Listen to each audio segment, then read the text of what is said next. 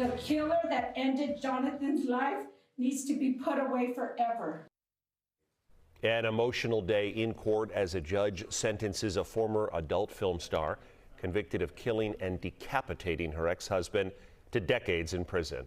47-year-old Devin Michaels will serve at least 28 years for that murder inside a Henderson home. Our 8 News Now investigators, the only local station covering her trial from start to end. David Charnes in court again today for this final chapter. Deliver what the family is looking for.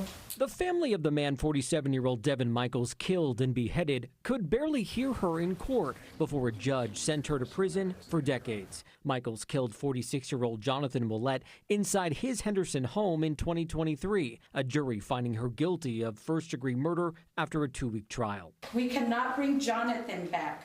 God has gained an angel in heaven. We believe he is watching over us and the girls. 2 girls who Jonathan Willett's father and stepmother are now raising. I ask today for justice for our family, especially the girls,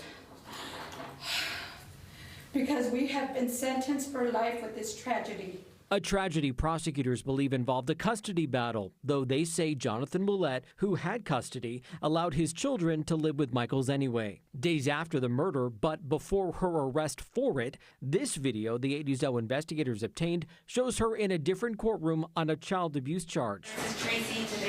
She's using a different name, and she told the judge this. Everyone I've spoken to say I'm not an abusive person, and they don't feel there's any risk for me to abuse her or would ever do this again. Her girls are going to die with the knowledge that she killed their father. Jonathan Willett's family happy with the sentence of 28 years to life. That's where she should be. You know, if you take somebody's life, you shouldn't be out wandering around. With credit for time served since her arrest, Michaels will be eligible for parole when she's about 70 years of age. Of course, that does not mean the board will release her.